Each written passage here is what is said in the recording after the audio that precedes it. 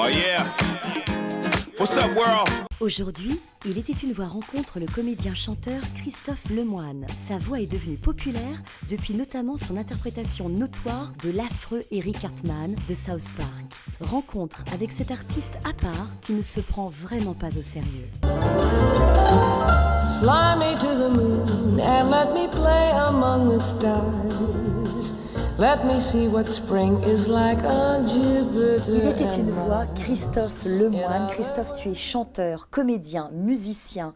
Tu as suivi des cours de saxophone et des cours de théâtre à Sucy-en-Brie. Et depuis l'âge de 17 ans, eh bien, tu écris des chansons. Et tu es connu pour être la voix du cultissime Eric Cartman, ce petit gros de South Park, raciste, antisémite, misogyne, homophobe, doublé par Trey Parker en VO. Est-ce que tu te rends compte, Christophe, de l'engouement que le public a par rapport à ton interprétation vocale sur Cartman? En fait, je me rends compte quand on est invité dans les salons, parce que là, il y a énormément de monde, et c'est vrai que c'est parfois très surprenant de voir à quel point les gens sont attachés à la voix de ce personnage. Mais Pourquoi sinon, d'après toi? Parce que c'est un personnage qui canalise toutes les haines, tous les... Pas du tout, c'est l'interprétation que je lui offre. Non, pas du tout. Certainement. Non, mais oui, c'est un personnage marquant parce qu'en effet, c'est le seul à pouvoir dire des choses que maintenant il est politiquement incorrect de dire.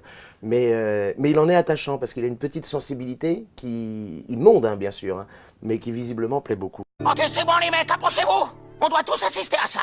Alors t'es prêt? Tu dois dire « Je suis un con et je mérite ce que vous allez me faire ». Allez, putain, je suis un con et je mérite ce que vous allez me faire. Je suis un con et je mérite ce que vous allez me faire.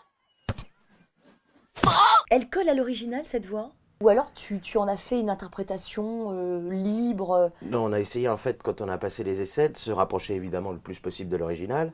Et eux, en original, ils sont trafiqués, c'est-à-dire que les voix sont montées dans les aigus. D'accord. Et nous, en France, non. Donc, en original, il est un tout petit peu plus aigu. Et puis, les années passant, moi, ma voix s'aggravant, il doit y avoir une petite différence parce qu'on arrive à la 15e saison maintenant. Mais non, on essaye de coller le plus possible à l'original. Là où ça change un tout petit peu, c'est qu'il y a évidemment des choses qui passent en anglais, enfin en américain en l'occurrence, qui ne passent pas du tout en français. Donc c'est là où on fait des petits changements, mais bon, rien. Et puis, à l'antithèse de Cartman, tu doubles Butters, qui est le plus doux, le plus innocent de la série. Tout à fait, oui, oui. Comment tu les démarques vocalement? Alors là, c'est carrément... Dans la gentillesse, Cartman, il est très méchant, il est très comme ça, il fronce les sourcils. Et Butters, il est tout naïf, il est tout tendre. Alors c'est la pureté, quoi. C'est un émeraude, ce petit Butters. Une émeraude, pardon. Voilà, c'est comme ça que j'essaye de les différencier au mieux. Mais, à partir de leur personnalité, en fait. tout à fait. La naïveté chez Butters et la saloperie chez Cartman. Et puis il est avide, il veut du pognon, enfin tout ce qui est bon à prendre, il le prend.